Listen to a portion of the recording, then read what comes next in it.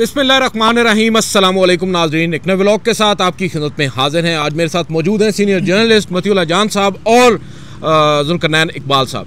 नाज़रीन, आज के इस व्लॉग में हम अदालती साइड पर होने वाली कुछ अहम डेवलपमेंट्स पर आपके साथ बात करेंगे। सबसे पहले आपको बताएंगे चीफ जस्टिस ऑफ पाकिस्तान जनाब याह्या अफरीदी ने बिल आखिर फुल कोर्ट मीटिंग बुला ली है। वो फुल कोर्ट मीटिंग जिसका बड़ा ही बेसब्री से इंतज़ार था। जजेस साहिबान ने खतूत भी लिख छोड़े, ताहम जस्टिस याह्या अफरीदी नामालूम वजूहात की बुनियाद पर बज़ाहिर नज़र यही आ रहा था कि बुलाना नहीं चाह रहे थे इस मीटिंग को या इतरा रहे थे। बहरहाल अब फाइनली बताया जा रहा है, ज़रा ये दावा कर रहे हैं कि उन्होंने एडमिनिस्ट्रेटिव साइड पर जजेस साहिबान की एक फुल कोर्ट मीटिंग, जिसे हम बंद कमरा इजलास भी कह सकते हैं, बुला लिया है। और उस फुल कोर्ट मीटिंग का मुद्दा क्या है वो बड़ा इंटरेस्टिंग होगा, उसके ऊपर हम बात करेंगे। और इसके अलावा जस्टिस सरफराज डोगर साहब जो कि लाहौर हाई कोर्ट से इस्लामाबाद में तशरीफ़ फरमा है और अब बाकायदा तौर पर चीफ जस्टिस हैं इस्लामाबाद हाई कोर्ट के मुस्तकिल बुनियादों पर, उन्होंने कुछ नई अखाड़ पछाड़ की है इस्लामाबाद हाई कोर्ट में। बिलखसूस वो जजेस साहिबान जो इंडिपेंडेंट माने जाते हैं, आज़ाद ख्याल माने जाते हैं, बाअसूल भी समझे जाते हैं, उनको बज़ाहिर नुकरे लगाया जा रहा है एक मरतबा फिर से। बिलखसूस जस्टिस बाबर सत्तार और जस्टिस एजाज इसाक खान, उनके सिंगल बेंचेस को ख़त्म किया गया। इसके ऊपर भी इन दोनों सीनियर सहाफ़ियों से राय लेंगे।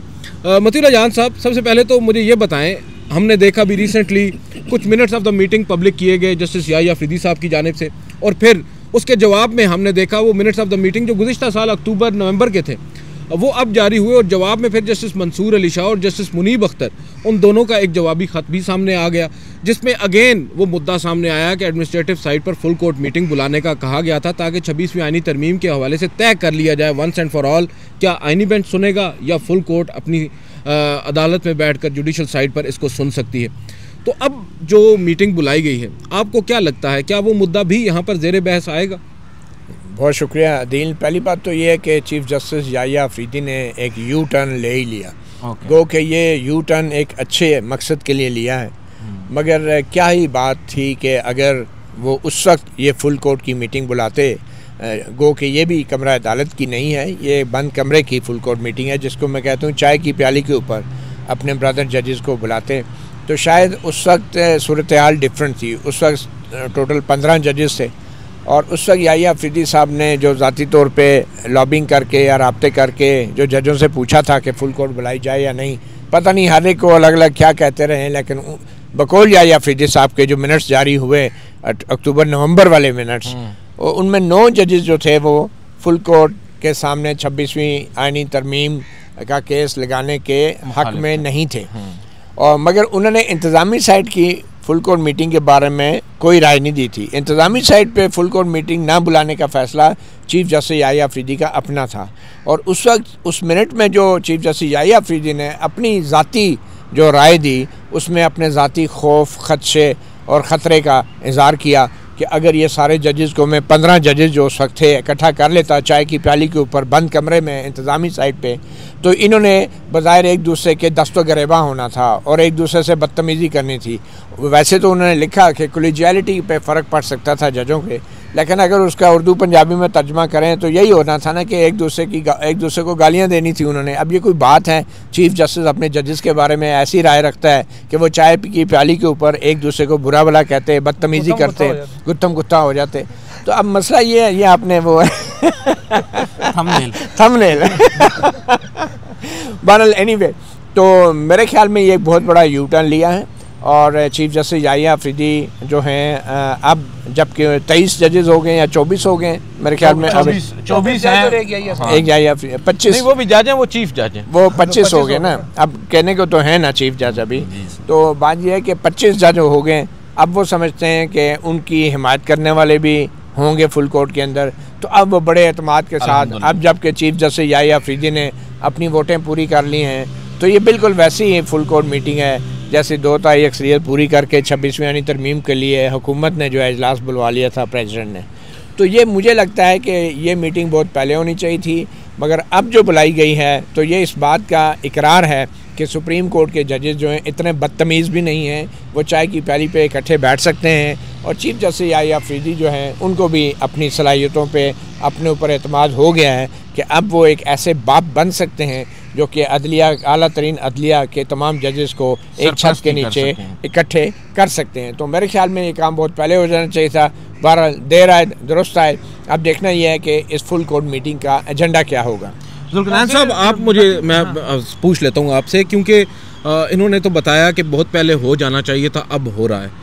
आपकी क्या इतलात हैं, असल वजह क्या बनी ये फुल कोर्ट मीटिंग बुलाने की, और असल मुद्दा जैसा कि मती भाई कह रहे हैं कि है क्या जिसके लिए फुल कोर्ट मीटिंग बुलाई गई है?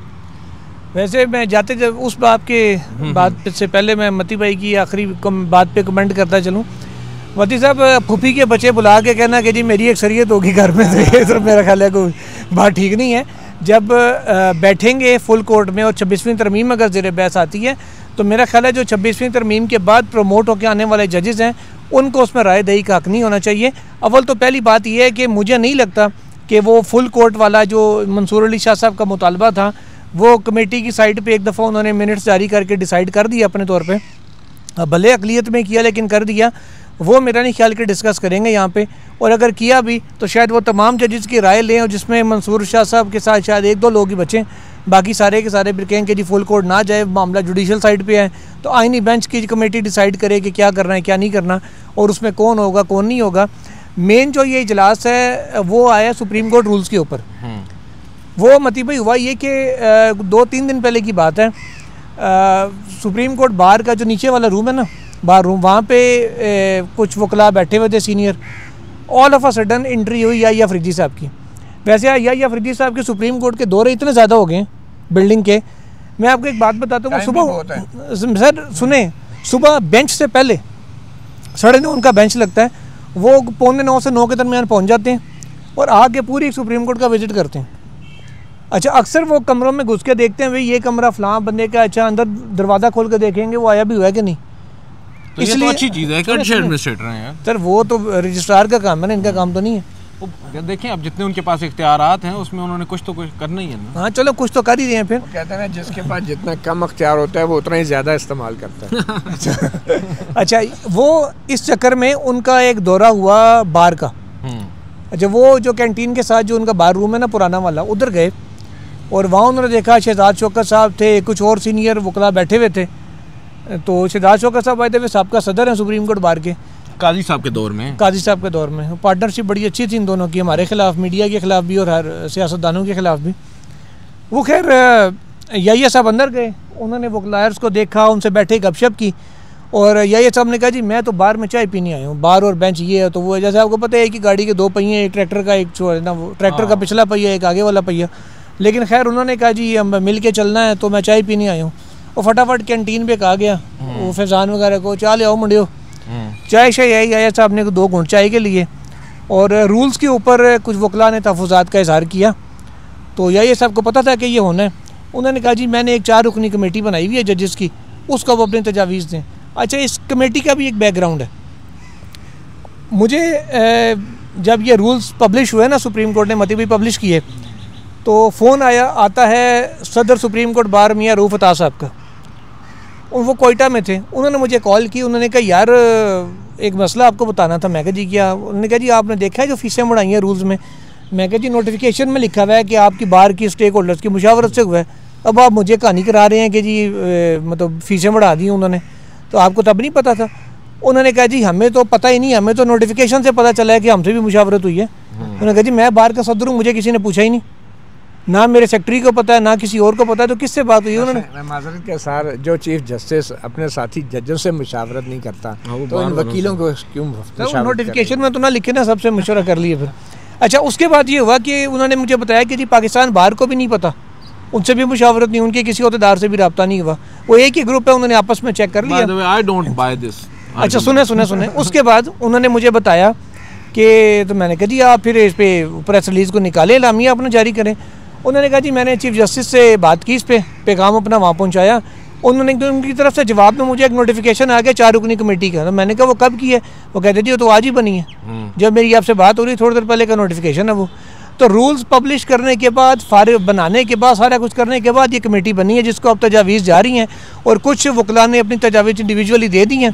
सुप्रीम कोर्ट बार ने अपने तमाम मेंबरान से कहा कि जी दें ताकि हम ऑफिशियली कंपाइल करके दें, पाकिस्तान बार भी तजावीज़ देगी। तो वहाँ पे ये बात यही साहब ने कही कि जी मैंने एडमिनिस्ट्रेटिव साइड पे फुल कोर्ट भी बनाई है, हम इन इश्यूज़ को देखेंगे, आप कमेटी को तजावीज़ दें। उन्होंने जजेस से भी राय मांगी है। हाँ जी, मेरे ख्याल में इस कमेटी की वैसे एक बात है, मुझे एक बात समझ नहीं आई मती साहब, जजेस से जैसे अदील साहब बता रहे हैं कि अगर अब राय मांगी जा रही है तो फुल कोर्ट तो मंजूरी देती है रूल्स की, रूल्स शाया पहले हो गए, फुल कोर्ट बाद में बुलाई जा रही है, ये क्या चक्कर है? अच्छा, मैं आपको थोड़ा सा क्लियर करना ज़रूरी है। जो कमेटी बनी है वो इसलिए नहीं बनी कि इन कवायद में कोई तब्दीली की जाए, ठीक है।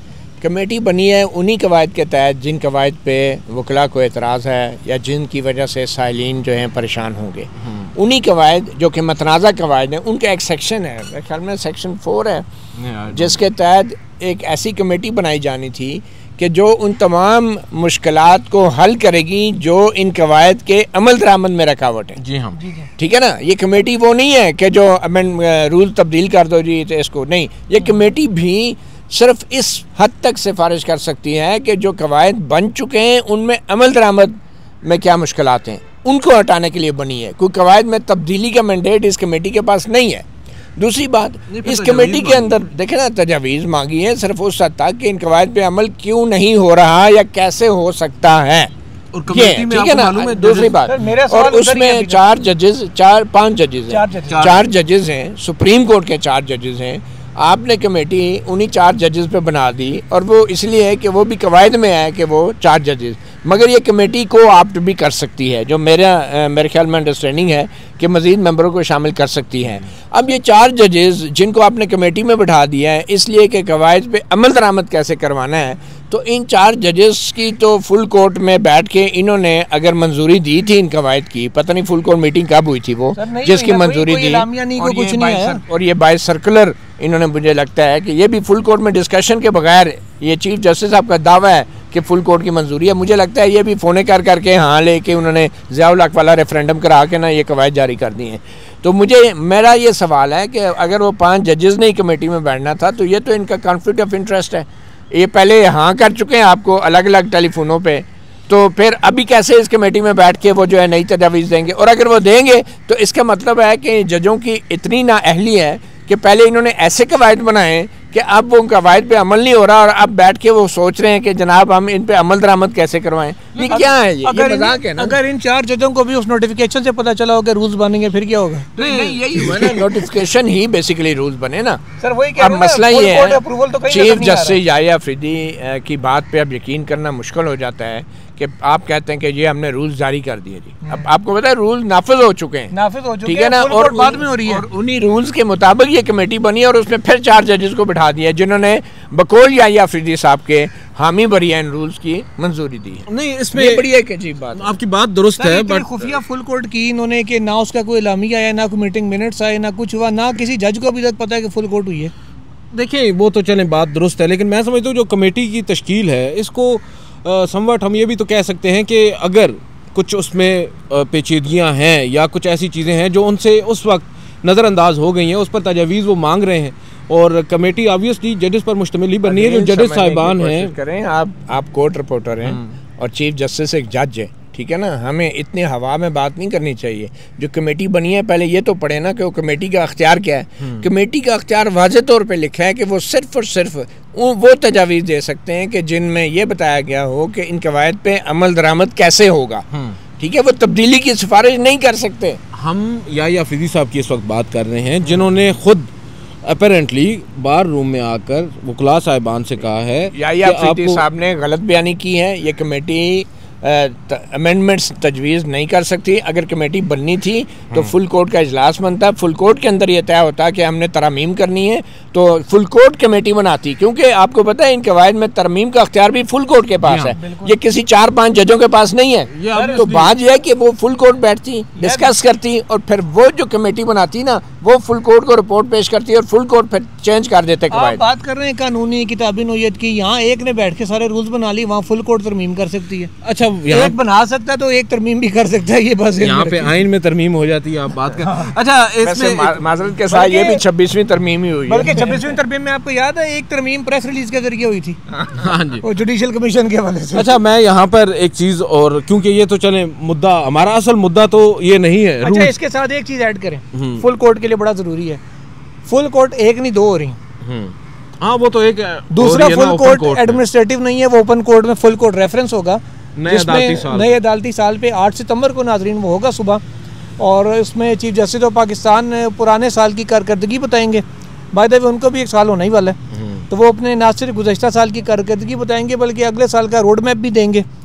पाकिस्तान बार काउंसिल भी उसमें ज़रा उनके वाइस चेयरमैन तकरीर करेंगे, सुप्रीम कोर्ट बार के सदर उसमें तकरीर करेंगे, अटॉर्नी जनरल तकरीर करेंगे, और उसके बाद चाय होगी, गपशप होगी, और बहुत से जजेस के साथ उस वक्त हमारी गपशप होगी, मुलाकात होगी, जो हमेशा की तरह होती है।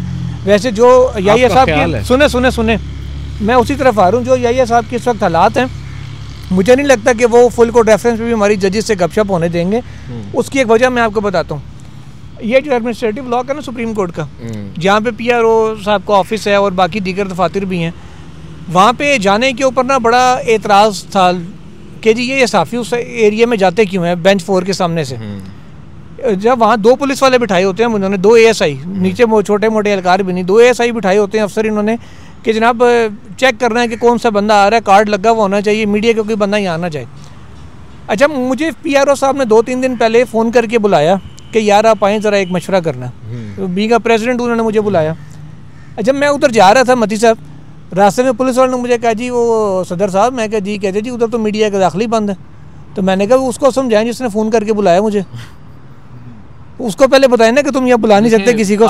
सुने आगे फिर ये हुआ, वो बात SP साहब भी वहाँ पे आए, उन्होंने कहा जी जुल्करनैन साहब को जाने दें, अभी एक दाएं बाएं किसी कमरे में नहीं जाते, मुझे पता है इनका। वहाँ गए SP साहब भी, DSP साहब भी सारे बैठे हुए, तो मैंने ये इशू उठाया PRO साहब के सामने। मैंने कहा जनाब ये अभी आपने फ़ोन करके बुलाया तो मैं आ रहा हूँ, ये हालत है, मैं अपने तौर पे कभी कोई मसला लेके आ जाऊँ तो क्या होगा। सुने से ऊपर आ जाए, मामला बहुत सुने सर, नहीं इन चीज़ों को, और सर मैं असल जो आपको समझाना चाह रहा हूँ उस पर आए।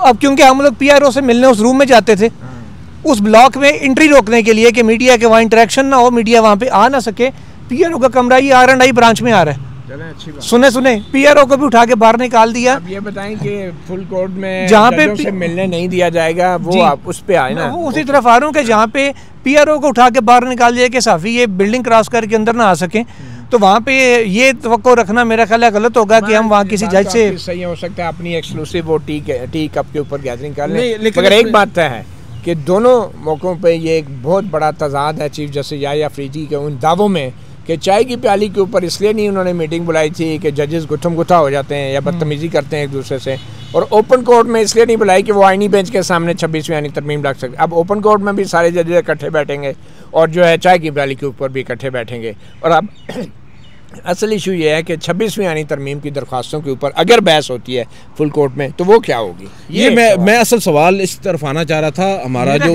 इसमें जो कुछ सोर्सेज हैं वो ये क्लेम कर रहे हैं, और हमारे दोस्त हैं जानजेब अब्बासी साहब, उन्होंने भी आज खबर की है इस पर कि हो सकता है जो जस्टिस मंसूर अली शाह साहब की वो तजवीज़ थी कि 26वीं आईनी तरमीम का मामला मुद्दा फुल कोर्ट के सामने रखा जाए, वो भी ज़ेर बहस आए।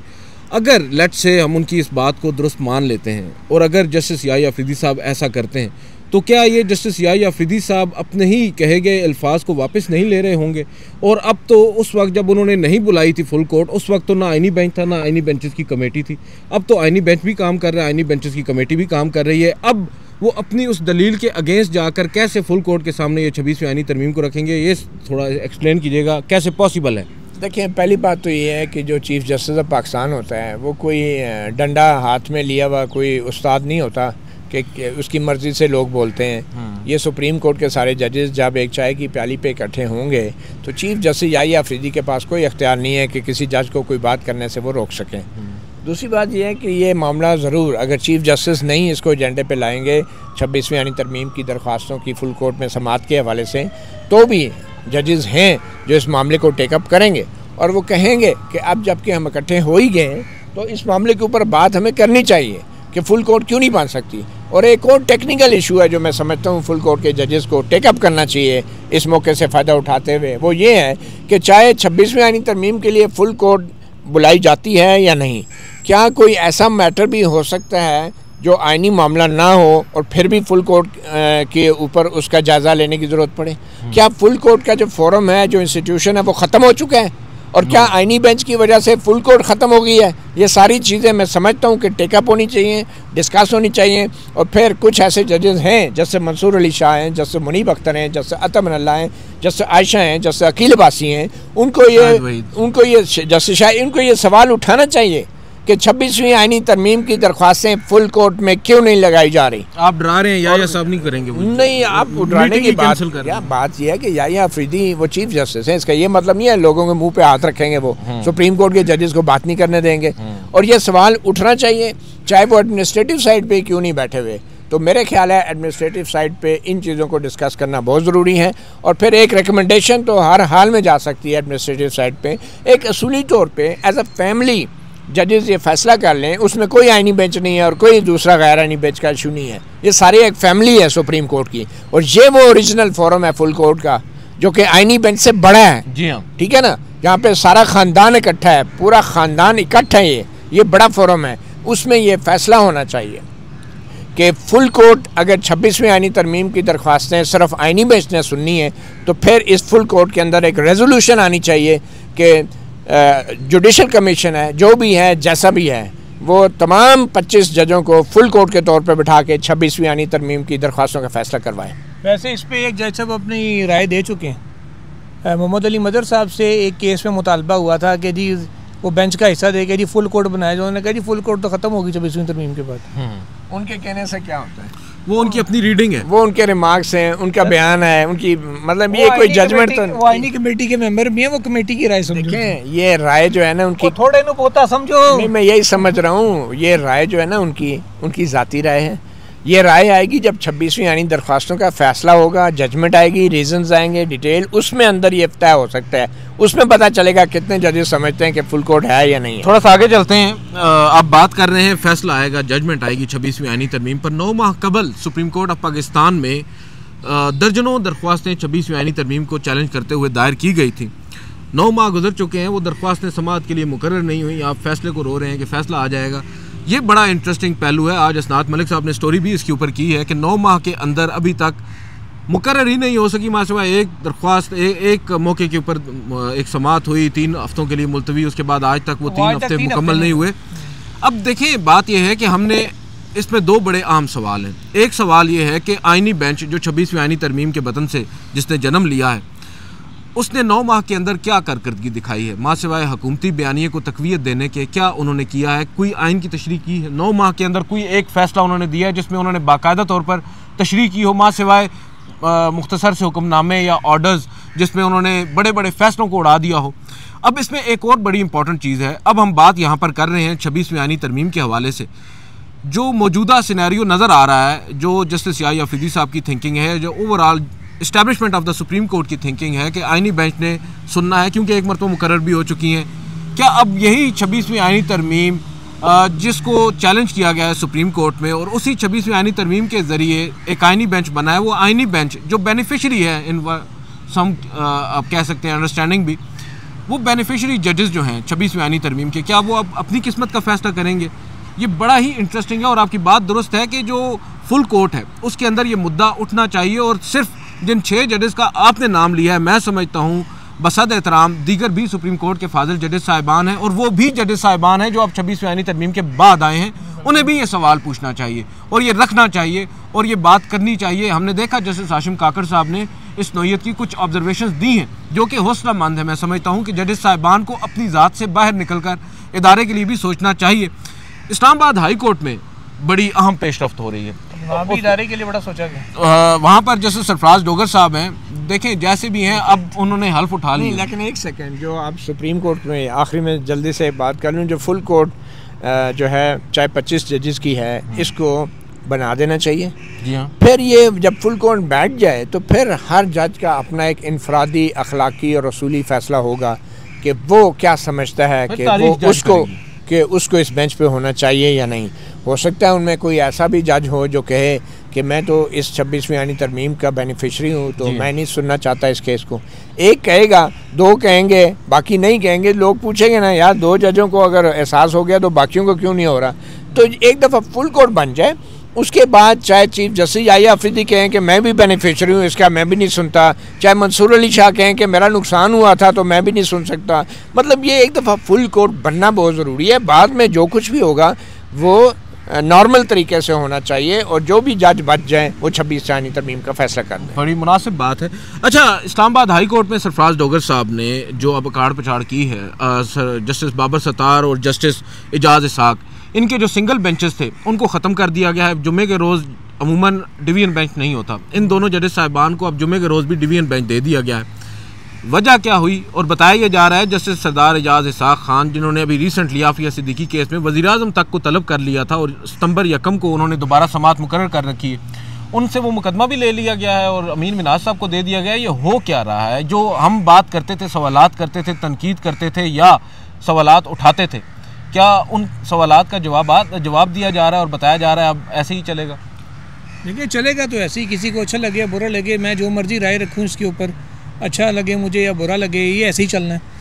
और उन्होंने बड़ा वाज़ेह पैगाम दे दिया है। पहले वो ब्लास्फेमी वाला जो फैसला था एजाज इसाक साहब का कि कमीशन बनाया जाए, कमीशन ने तहकीकात ही करनी थी ना यार, वो उसने कौन सा कोई किसी को बेगुनाह कर देना था या सिर्फ ये देखना था कि मुकदमा ठीक है कि गलत है। तो 9 मई वाले कमीशन ने भी करनी थी, 8 फरवरी पर 9 मई वाले ने भी करनी थी। 9 मई वाले पे तो कोई ऑर्डर ही नहीं हुआ ना आज तक कमीशन बनाने का, इसमें तो एक ऑर्डर हो गया था। तो गवर्नमेंट एक अच्छा किसी वेल रिप्यूटेड बंदे को बना देती। उन्होंने ये तो नहीं कहा था कि फलाना बंदा ही बनाओ, शुएब सडल साहब हो सकते थे, शुएब सडल साहब को बना देते, किसी और को गवर्नमेंट जिसको मुनासिब समझती, किसी रिटायर्ड जज को समझती वो बना देती। बल्कि मैं तो कहता हूँ 3 रुकनी बना देते। एक चेयरमैन इस्लामी नजरियाती काउंसिल को ले लेते डॉक्टर रागिब नईमी साहब को, एक आपको रिटायर्ड जज ले लेते, एक आपको अच्छा इन्वेस्टिगेटर रख लेते रिटायर्ड कोई आई जी, ताकि वो आपके तीनों साइडों से कवर हो जाती, शरई साइड भी, लीगल साइड भी और वो क्रिमिनल साइड भी, इस तरीके को कर देते। लेकिन उन्होंने खुफिया एजेंसी से भी सर डाल देते, कोई इशू नहीं है इन्वेस्टिगेशन के लिए। मसला ये हुआ वो ऑर्डर सस्पेंड कर दिया गया। उसके बाद प्राइम मिनिस्टर का आफिया सिद्दीकी केस में ऑर्डर हुआ। वही प्राइम मिनिस्टर साहब जिन्होंने बुला के फौजिया सिद्दीकी साहिबा से मुलाकात की, उस वक्त मुलाकात की जब वो उस कार्रवाई को रुकवाने के लिए सुप्रीम कोर्ट में पटिशन भी दायर कर चुके थे। और अब उनसे केस भी वापस ले लिया गया कि जी प्राइम मिनिस्टर को हम कैसे शो कॉज कर सकते हैं। अब अमीर मिनाज साहब के पास लगा, देखिएगा वो वही करेंगे जैसे उन्होंने बहुत से सहाफ़ियों और उनके अहले खाना के उठाए जाने के केस में कहा था, मैं कोई ऐसा ऑर्डर नहीं दूंगा जिस पे अमल दरामद ना हो। वो बुनियादी इंसानी हकूक़ की डेफिनेशन भी उनकी थोड़ी सी मुख्तलिफ है। मती भाई, एक बड़ा इम्पोर्टेंट एक उनका एस्पेक्ट ये है, जब वो प्रोसिक्यूटर थे ANF के, मुझे उन्होंने राना सनाउल्लाह केस में जी सर, मुझे उन्होंने बताया कि जब हनीफ अब्बासी साहब की बरियत हुई हाई कोर्ट से, तो उन्होंने बतौर प्रोसिक्यूटर ये तहरीरी राय अपनी ANF को दी थी कि हमें इस पर अपील फाइल करनी चाहिए। अच्छा, उसके बाद फिर हुआ ये मती साहब के 3 दफ़ा रजिस्ट्रार ऑफिस से टाइम लिया गया कि अपील दायर करने का टाइम गुजरा है, हमें वक्त दिया जाए। 3 दफ़ा 15-15 दिन की मोहलत मिली, लेकिन ये बजिद थे कि अपील हो, लेकिन ऊपर से ऑर्डर था कि जी अपील नहीं होनी क्योंकि हनीफ अब्बासी साहब को आगे सीट देनी है, अपील हो गई तो फिर काम ख़राब हो जाएगा। फिर वो अपील दायर नहीं होती। एक तरफ उनका ये स्टांस होता है, दूसरी तरफ वो इस स्टांस में आ जाते हैं। साढ़ेगारी पता नहीं क्यों हो जाता है। ये तो प्रेस कॉन्फ्रेंस भी कर डाली थी बतौर प्रोसिक्यूटर राजा मिनाज ने अपने मुल्ज़म के खिलाफ। ये बड़ी गैर मामूली बात है कि रियासत भी जो है ना मुल्ज़म के खिलाफ प्रेस कॉन्फ्रेंस करती है। अच्छा, ये भी बड़ी अजीब बात थी। तो इनसे क्या तवक्को करेंगे? मेरा इसमें एक सवाल है। देखें, हम बात करते हैं, हम तनकीद भी करते हैं as journalist, as court reporters, हम चीज़ों को बड़ी बारीकी के साथ देखते हैं जो अदालती महाज पर चल रहा होता है। हमने पहले दिन से तनकीद की कि ये जो एक हम कह सकते हैं फिक्स्ड मैच है, सुप्रीम कोर्ट में भी चल रहा है, हाई कोर्ट में भी चल रहा है, लेकिन ये जो तासुर सर पब्लिक में एक आम हो चुका है, क्योंकि अब हम सहाफ़ी ही नहीं, आम पब्लिक में जाएं तो लोग ये बात पूछते हैं। अब जस्टिस सरफराज डोगर साहब इस तरह के काम कर रहे हैं जिससे बज़ाहिर ये नज़र आ रहा है कि जो हुकूमत है उसको वो सपोर्ट कर रहे हैं इक़दाम। अब देखें, जिस तरह आफिया सिद्दीकी का केस है, हुकूमत को टफ़ टाइम मिल रहा था, वज़ीर-ए-आज़म साहब को तलब कर रखा था एक जज साहब ने। अब उन जज साहब को आप वैसे तो कुछ कह नहीं सकते, एडमिनिस्ट्रेटिव साइड पर आपने उनसे वो मुकदमा छीन लिया। ये जो इक़दामात हैं, क्या उसके बाद ये सवाल उठाना कि यहाँ पर जो डोगर साहब हैं उनको एक मकसद के लिए लाया गया है, वो गलत होगा? क्योंकि अब तो हर चीज़ ऑब्वियस हो चुकी है और अब हमें ज़्यादा सोचने के लिए या हमें ज़्यादा डिग इन करने की भी ज़रूरत नहीं पड़ती। On the face of it ही बहुत सारी चीज़ें क्लियर हो जाती हैं और यहाँ पर जो कर रहे हैं उनको भी उस पर कोई नदामत या उनको कोई ऐसी चीज़ नहीं है कि उसको छुपाएं, ओपनली सब कुछ हो रहा है। तो ये किस कदर, मैं समझता हूँ आपका तकरीबन 20-25 साल का यहाँ पर तजुर्बा है अदालती रिपोर्टिंग का, आप क्या समझते हैं इन द लॉन्ग रन ये पाकिस्तान के जुडिशल सिस्टम के लिए किस कदर ख़तरनाक साबित हो सकता है? देखिए अदील सरफराज, 1997 में जब नवाज शरीफ बतौर वज़ीर आज़म उनके ख़िलाफ़ सुप्रीम कोर्ट में तौहीन अदालत का मुकदमा चल रहा था, तो उस वक्त आपको याद होगा कि नून लीग बतौर एक सियासी जमात इसी सुप्रीम कोर्ट के इन्हीं जांगलों को फलांग कर हमला आवर हुई थी। ठीक है, मैं समझता हूँ कि जो इस वक्त chief justice Sarfaraz Dogar Islamabad high court में कर रहे हैं, ये नवाज शरीफ का आला अदलिया पे दूसरा हमला है। और अब की बार उन्होंने हमला बाहर से नहीं, हमला अंदर से ही अरेंज करवा दिया है, और इस तरीके से करवाया है कि उस हमले में तो उनके कुछ कारकुनों को सज़ा हो गई थी, मगर ये जो अब हमला जा रहा है इसको तो बाकायदा आइन में तरमीम करके कवर दिया गया है। सज़ाएँ पहले से, पार्डन पहले हुई है और जुर्म बाद में हो रहा है। ठीक है, तो ये तो उस किस्म का आला अदलिया पे नवाज शरीफ का दूसरा हमला है। अब रही बात नवाज शरीफ का, जी नवाज शरीफ का हमला है ना जी, ये नवाज शरीफ का वज़ीर आज़म है। नवाज शरीफ का आप क्रेडिट दे रहे हैं, मैं बिल्कुल उनको क्रेडिट देना चाह रहा हूँ। आपको पता है बहुत सी चीज़ों का उनको क्रेडिट मिलता है जो उनको नहीं भी मिलना चाहिए, लेकिन जब वो क्रेडिट ले रहे हैं तो हम कौन होते हैं ना देने वाले। तो ये नवाज शरीफ का एक दूसरा हमला है। अच्छा, अब आ जाए कि भाई जो बेंचेस की तब्दीली हुई है, मैं समझता हूँ कि ये, मुझे भी 30 साल हो गए, सच्ची बात है। 95 में आया था, 25 हो गया 2025। मैंने नहीं देखा कि केस चल रहा है और in the middle of the case chief justice उठ के आके घर से, उसको मूड ख़राब हो तो फलां केस इस जज से उठा के उधर लगा दो जी, इस बेस से उठा के उधर लगा दो जी।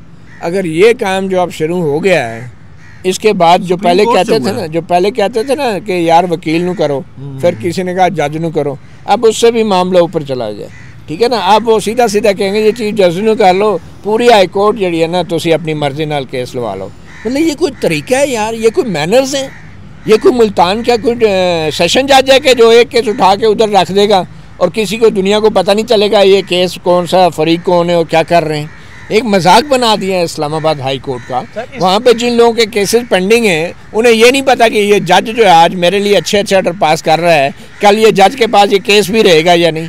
आप इमेजिन करें उस साहिल की ज़हनी हालत की, उसके नफ्सियाती क्या हालत होगी कि वो जज को कह रहा है कि शायद ये मुझे इंसाफ देगा, वो पता नहीं कहाँ कोने खुदरों से पाकिस्तान से आता है, वो अपने कितने गरीब आदमी दिहाड़ियाँ लगा के यहाँ पे पहुँचता है इंसाफ के लिए, और उसको ये नहीं पता कि ये जो जज जो है आज के सुन रहे कल ये वाला जज होगा या नहीं। और जब कल ये वाला जज नहीं होगा तो फिर उस जज के बदलने से पता क्या होगा, फिर वकील भी कहेगा हुन मेरे पास नहीं गल नहीं, हुन नवा जज आ गया, मैं जा रहा हूँ, नवा वकील करो। यार ये क्या मजाक बना दिया है कि जजों के सामने केस लगे हुए आप उठा के लेके जा रहे हैं। ये वैसे ही है, कोई बंदा खाना खा रहा हो तो बीच में से आके ना वो वेटर जो आके उठा के ले जाए, चलो जी नवे गाहक आगे ने टेबल खाली करो। ये क्या मजाक है यार? इसकी इब्तिदा की थी सुप्रीम कोर्ट ने दो चीज़ों में। एक तो ये कि जैसे वो टैक्स वाला केस था, वो मंसूर अली शाह साहब से और आयशा मलिक साहबा वाले उस बेंच से ले लिया गया था। अकील अब्बासी साहब भी बाद में उस बेंच में आए थे, वहाँ से इब्तिदा हुई। और उससे भी पहले जब आइनी बेंच बना था, बाबर सत्तार साहब ऑडियो लीक्स का केस सुन रहे थे और अमीनुद्दीन खान साहब और नईम अख्तर अफगान साहब ने मिल के ऑर्डर दे दिया कि जी फ़िलहाल इस्लामाबाद हाई कोर्ट की कार्रवाई रोक दी गई। दोबारा अपने पास भी केस नहीं लगाया और नीचे भी कार्रवाई रोक दी। अब ना वो उधर चल रहा है ना वो उधर चल रहा है। ऑडियोज़ की हकीकत क्या है वो अभी तक घुंघरू टूट गए। लेकिन इसमें आपने बड़ी अच्छी बात की, सुप्रीम कोर्ट इस तरह का रास्ता दिखाएगी तो हाई कोर्ट तो फिर ज़ाहिर शेयर होगी ना। आप ये देखें ना कि अभी तक इस्लामाबाद हाई कोर्ट में क्यों नहीं आईनी बेंच बनाया गया? इसकी वजह पता है क्या है? जरूरत नहीं है ना। इसकी वजह ये है कि अगलों ने जो है ना जज से भी ऊपर की चीज़ कर ली है, उन्हें अब जरूरत ही नहीं आईनी बेंच को छोड़े। आप मुझे बताएं प्रैक्टिस एंड प्रोसीजर जिसकी आपने भी बड़ी वकालत की थी, वो हाई कोर्ट में क्यों नहीं नाफिज किया गया? अगर उस टाइम किया जाता तो आज ये होता नहीं। प्रैक्टिस एंड प्रोसीजर तो दुरुस्त था सर, जब यहाँ पर था। देखिए उस पर अमल दरामद नहीं हुआ। या फरीदी साहब को इन दो जजेस साहिबान ने लिखा था ना, अगर उस पर अमल दरामद होता तो ये हाई कोर्ट में क्यों नहीं लगाया गया? वहाँ तो chief justice all in all होता है, यहाँ पे आपने कर दिया कि जी एक जगह पावर ना हो। हाई कोर्ट में क्यों नहीं होनी चाहिए? इंटेंशंस बड़ी मैटर करती हैं। मसला ये ना हाई कोर्ट में तो फुल कोर्ट भी कभी नहीं बुलाई गई जी। अब यह भी एक इशू है, लेकिन मेरे ख्याल में सुप्रीम कोर्ट का ट्रेडिशन है, बुलाई गई थी जब वो तजवीज़ मांगी गई थी 6 जजेस के खत पे। उसके बाद हाई कोर्ट में भी रूल्स बने। बाबर सत्तार साहब ने कहा जी ये फुल कोर्ट का कोई मुझे तो पता ही नहीं। मेरे ख्याल में अब ये जो फुल कोर्ट है ना, अब इंतज़ामी साइड पे अगर आई गई है तो जब 25 कानूनी दिमाग मुल्क के आला तरीन इकट्ठे एक कमरे में बैठेंगे तो वो यकीनी तौर पे कोई अच्छा ही फैसला करेंगे। अल्लाह खैर करे अगर कोई गुत्थम गुत्था ना हुए। Let's hope for the best. आपने भी बात की इंसाफ की, उन साइलिन को कहाँ से इंसाफ मिलेगा? जिन जजेस साहिबान को ख़ुद इंसाफ नहीं मिल रहा, वो ख़ुद इंसाफ के लिए इशारा दस्तूर पर मारे मारे फिर रहे हैं। आज के इस व्लॉग से इतना ही। मुझे मतीउल्लाह जान साहब को, जुल्करनैन इकबाल साहब को इजाज़त दीजिए। अल्लाह हाफ़िज़।